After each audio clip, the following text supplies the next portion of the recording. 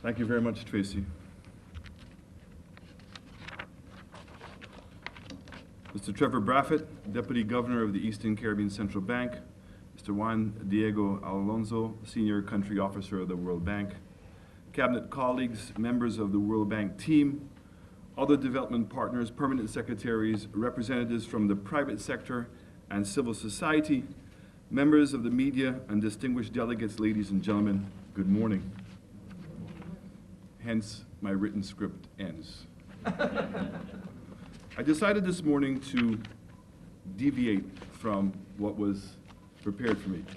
Not because I don't support it, but I do. But I felt that this morning would be a good opportunity for me as the Minister of Finance and as the Prime Minister of the country to really articulate and continue to impound our policy positions. And I feel that maybe that this morning that would be something of more significance and make a greater contribution to the forum that's going to take place today.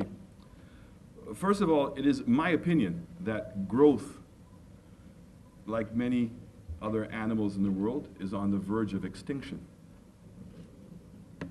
In fact, if we look at St. Lucia, 3 of the last 4 years, we've had negative growth. And while I share Mr. Braffett's opinion that we're seeing semblance of growth coming out of the Caribbean, it clearly is not at the requisite level in order to be able to bring the change and to fundamentally change the quality of life for people in this region. And the question is why? Why have we not been able to see growth? And it's my opinion that in these small states that what we need to do is understand that macro is what the finish line is. Those are the numbers that we put for ourselves that we ultimately want to be able to achieve. But to achieve those things, we must think micro. It is not every business in the world that can succeed in St. Lucia in the context of our economies. We have high electricity rates. And unfortunately, every report that I see, that's not going to change. The best case that St. Lucia can look for in the area of electricity is electricity security, meaning that there may be a day in which we can produce more green energy, and that green energy would allow us now to be self-reliant because it's on the solar or whether it's on geothermal, but it's not going to fundamentally change the cost of electricity as we know it today.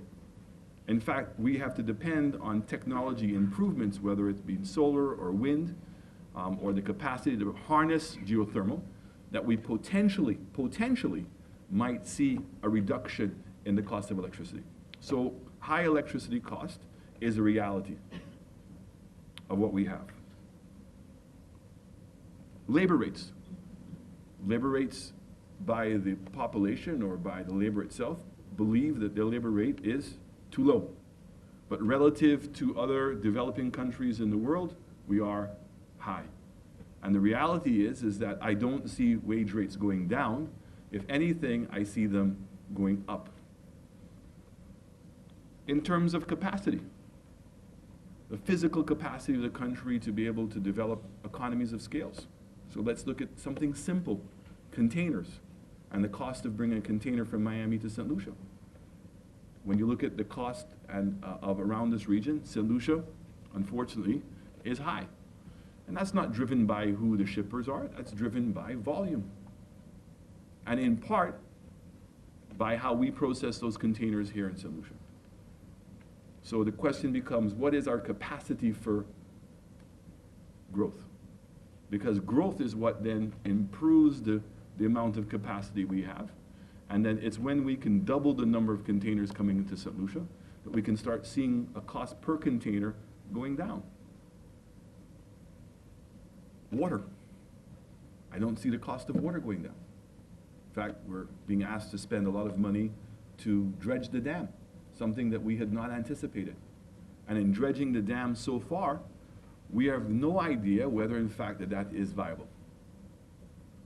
Because where the dam is built, unfortunately, because of climate change and Hurricane Thomas in particular, we have seen a substantial weakening of the banks of the dam. So again, Mother Nature will dictate how fast that the dam will continue to be silted. So what's the alternative? Is desal. So desalinization is not going to allow us to produce water at a cheaper rate. We would be lucky if desal allows us to continue to sell water at the current rate. And I say this because these are all important inputs into any form of industry that you're going to be involved in, whether it's manufacturing, whether it's agriculture, whether it's tourism, whether it's services. All these inputs compared. So these are the fixed things that we have. You know, when we look at the Singapore model, and we keep on quoting the Singapore model almost ad nauseum, almost as a flag in our face of look, somebody else has done it. In 1961, 97% of the people in Singapore were illiterate. And what they understood, which was the genius of Sir Arthur, was the value added of what? Labor. It's improving the productivity of that labor in order to make sure that there is more of those resources that are remaining here in St. Lucia. So how do we bring that added value? How do we utilize our labor force to its maximum ability in order for them to be able to enjoy increases in income and in essence, an improvement in their quality of life? But when we look at construction as an example, what's the added value to St. Lucia? Is there ever a time we believe that cement is going to be manufactured in St. Lucia? I don't think so. Do we see the metal and the steel being produced here? Do we see all the nuts and bolts ever being produced in St. Lucia? Even the truck and the equipment is imported. The fuel is imported.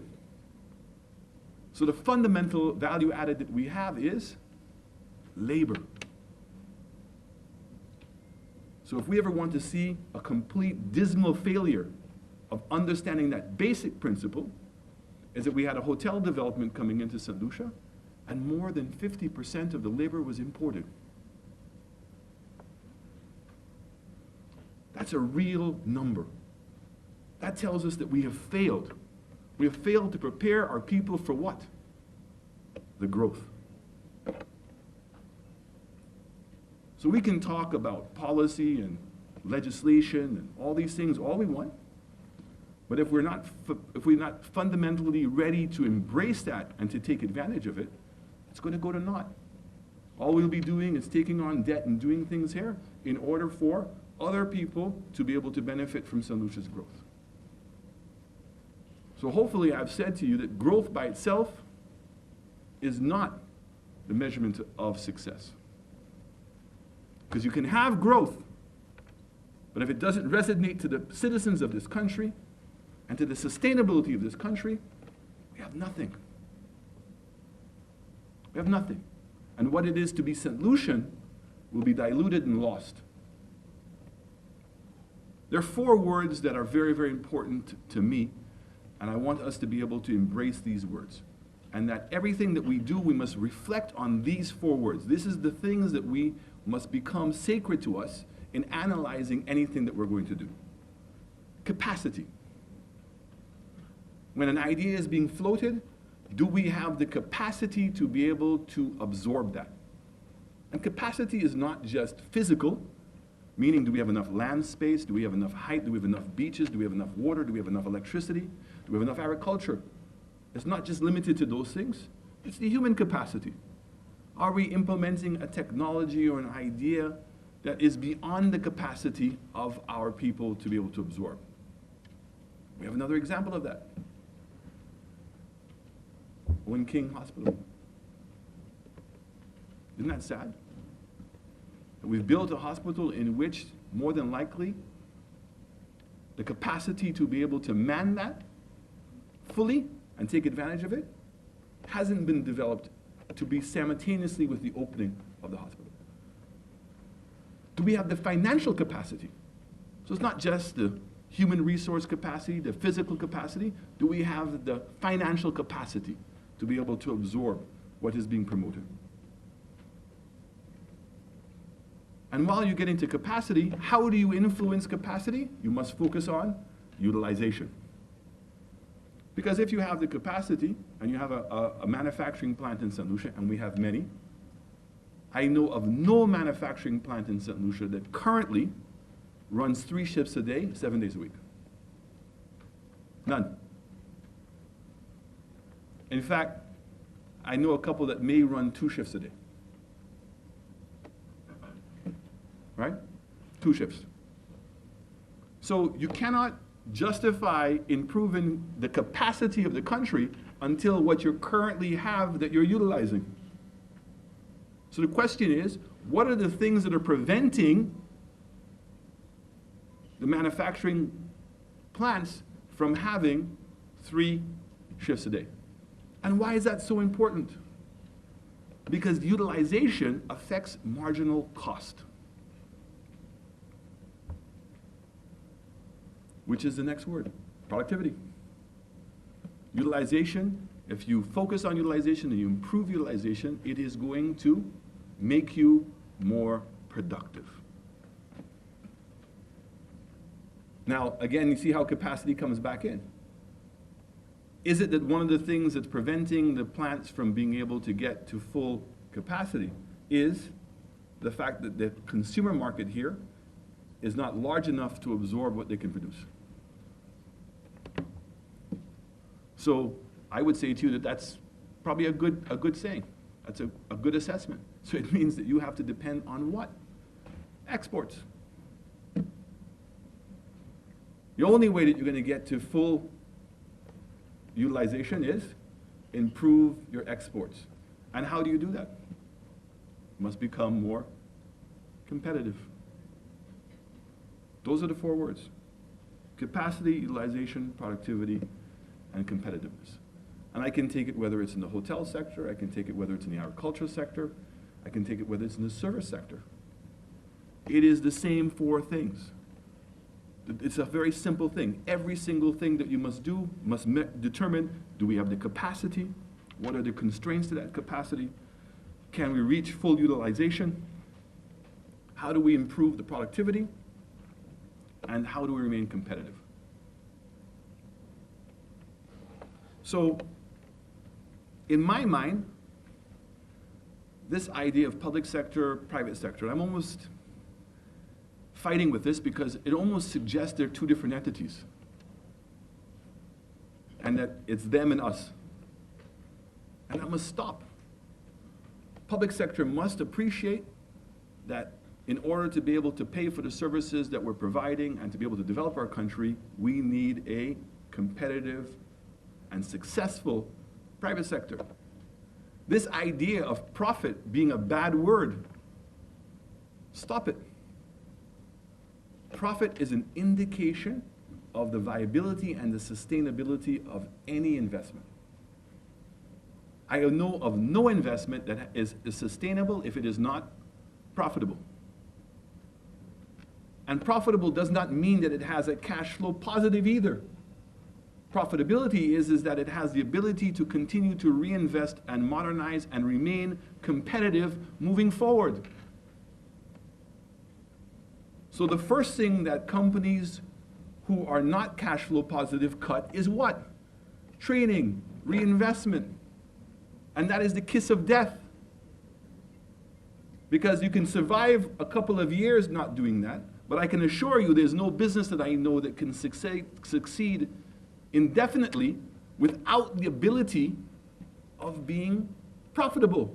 And profitable is not just a return of equity on its equity of its investors, but the ability to continue to remain competitive. So government, to me, the public service, their role and compliance is an important part of all of this. Because it is about how does enterprise interact with the individual citizen. Because a business can dominate the rights of a citizen. So that's the role of government, is to be the regulator, to ensure that growth is balanced and it's fair. And that while we give the rights of the private sector to be able to make certain decisions, it should never be to the detriment of the sustainability of the country or to the detriment of any citizen of our country. That's the role of government. It is to be the regulator. Is to make sure that we're doing things the right way. And once it's at regulator, it must also now, jointly with the public sector and the private sector, determine policy. And I make that distinction because many times I hear that the role of government is to be the policymaker and the regulator. No. Cannot make policy in isolation of the private sector. We heard some speakers talk about it today. The experiences of the business people who are out there every single day and can tell you the impact of a regulation, can tell you the impact of a process that we're using. There's no way that we're in our office, and I don't blame anybody being in an office because that's what your job is. But if you're not part of the process, if you're not experiencing it every single day, how are you going to know?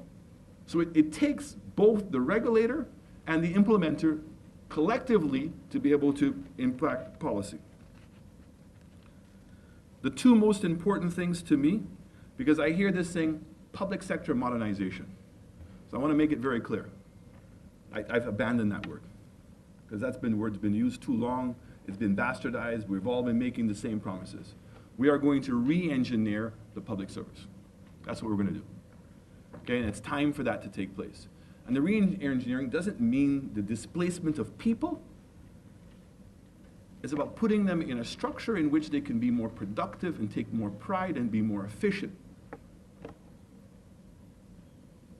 But what we need to do is to modernize our processes. And that's what this project is about, modernizing our processes. And there's two critical words when we're modernizing our processes, and those words are technology and innovation.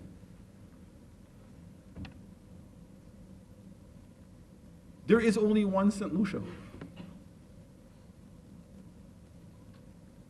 There's one St. Lucia. So the customizing of government, customizing of our economy, comes from whom? Everybody in this room, and more. That's the innovation. You have it. And we have to have a system and a process which allows those ideas to come out. So again, it's not about just identifying 51 things. Because the 51 things is a good beginning. But it's in the implementation of those 51 things. Because we can all put them on a piece of paper and feel very proud of ourselves. But it's the implementation. And we have to say, the fact that we've seen low growth, high levels of unemployment, high levels of debt, tells us that what we're doing is not working.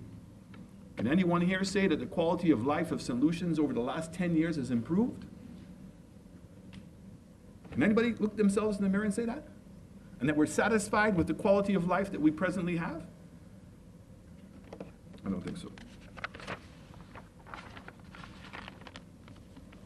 So a successful public sector reengineering requires us to question everything.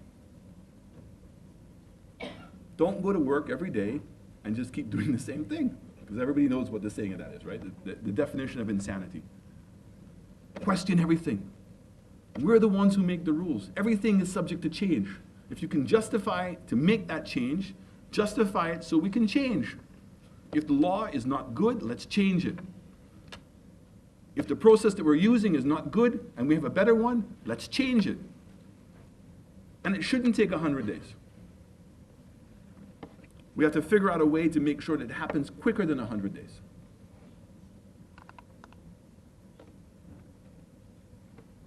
At the end of this month, some of you may have heard that we have made it mandatory that all permanent secretaries, deputy permanent secretaries, ministers, chairmen of statutory bodies, and executive directors of statutory bodies are going to participate in compliance training.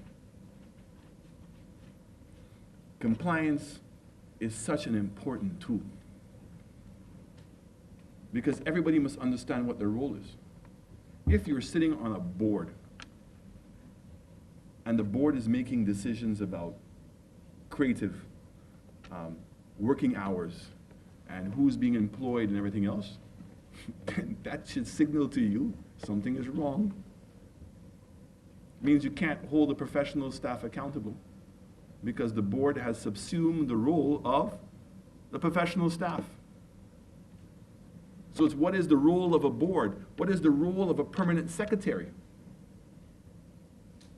We are accountable to the state for the resources that we have. And when you hire professional people, their job is to run and execute that program. And do not misquote me. If they can't do the job, then either they have to come with a new plan or they have to go. But the solution is not for the board to jump in and take control.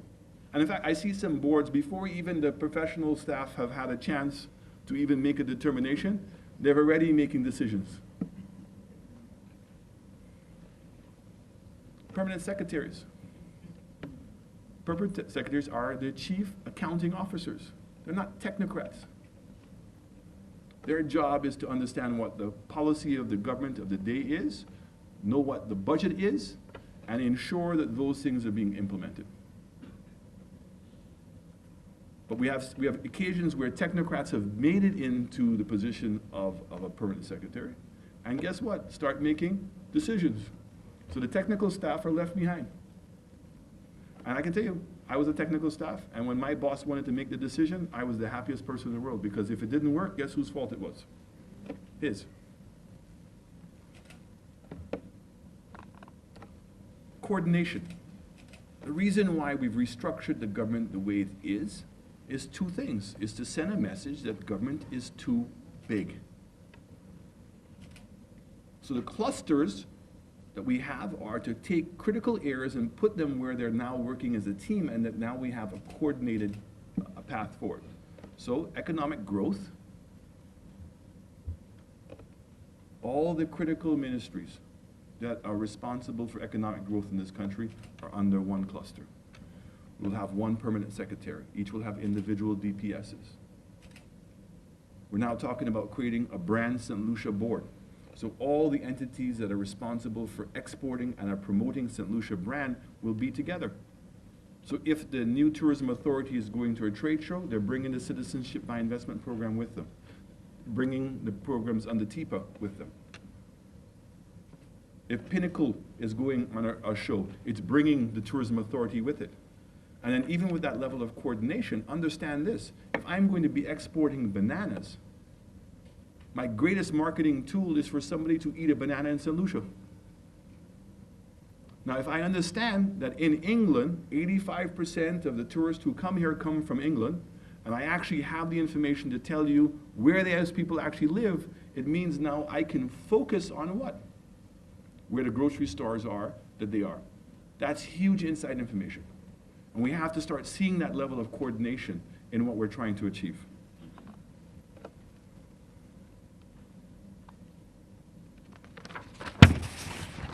So I want to end today. Tracy shared a quote for me, which I thought was very apropos. And thank you, Tracy, for that today. And the quote was from Abraham Lincoln. A man who saw the United States of America go through the abolition of slavery, the preservation of the Union through a civil war, and the modernization of an economy. I mean, he still stands out as a beacon of leadership in the world. And he said that commitment is what transforms a promise into reality. And I will say this to you. It doesn't matter the decisions that we're going to make. Those decisions are important. But the single most important decision that we make is the commitment to deliver. And you know, the Minister Joseph said something, that we want to be able to double the GDP in 10 years. It's not about politics, people. It's about survival. There's absolutely no way that St. Lucia can improve the quality of life of the individual citizens of this country with $1 billion GDP. Not going to happen. And if you know how to make that work, please come and see me right away, because I would love to know how to make that work. We've been running deficit governments consecutively. We're borrowing money to pay for over expenditure. We saw what the CDB report said, that we're collecting the highest as a percentage of GDP taxes than any other country in the Caribbean. In fact, we're almost as efficient as the most developed countries in the world, but the return on that investment is the lowest. Why? Because too much of that money, it's not just bad decisions. Let's stop the politics. There's some bad decisions. It's because too much of that money is going to pay for refinancing debt. And that debt is being generated, why? Because we're spending more money every year than we have. Look at the state of our roads, look at the state of our schools, look at the state of our general infrastructure, look at the amount of money we're putting into training of our civil service. Because remember what I said, when a business is not profitable, the first thing it's going to cut is what? The reinvestment into its plant and the training of its people. That's exactly what has happened to St. Lucia. Because we're not profitable enough. And there's only two ways you can get to profitability, is by increasing the amount of revenue you're generating or to cut the cost. And if you think cutting the cost is the solution, when you go to education and you go to health, 85% of the cost is what? Salaries. The policemen. Who wants to be in that room to go and tell a teacher she's not getting paid enough money? Who wants to be in that room to go and tell a nurse that she's not being paid enough money? And which one of you is going to go and tell the policeman that he's not getting paid enough money? So cutting the cost is not the solution. The only way we can achieve this is by growing our economy. And the good news is the capacity for growth is tremendous. Tourism in the Caribbean collectively is only 1.5% of tourism. We got 150,000 Americans a year. Jamaica gets 750,000 Americans from the tri-state alone. And remember, Jamaica included is only 1.5% of world tourism. If we can make ourselves a low taxation destination, we can attract businesses here. We can be a hub. We've seen that our IBCs in the region have been incredibly successful. Let us build on those successes. So I'm asking you that while you are here today, it is important. The decisions and the dialogue that you're going to have is important. And that the public sector people and the private sector people who are here, we are all citizens of St. Lucia first. That in order to create the greatest amount of efficiency, we know that the private sector is much better and much more efficient at implementation. And because we are paid for by the citizens, we have a responsibility and we're better placed to ensure that we protect the citizens of this country. But collectively, we must sit down together because we both pay the price for failure. The private sector companies will struggle if in fact we don't improve the ability for us to compete. The government will fail if its private sector is not succeeding. If we're not generating jobs, if we're not generating consumption, if we're not being innovative, if we're not remaining competitive, if we don't have people to reinvest and take advantage of the opportunities we have in this country, we will fail. So I'm asking you to be somber because this is serious business. This is not a forum where we're just coming here to talk. And I'm asking you to take some of the key values that are being said to us. We must embrace change and recognize that change is necessary if we're going to succeed. I thank you very, very much.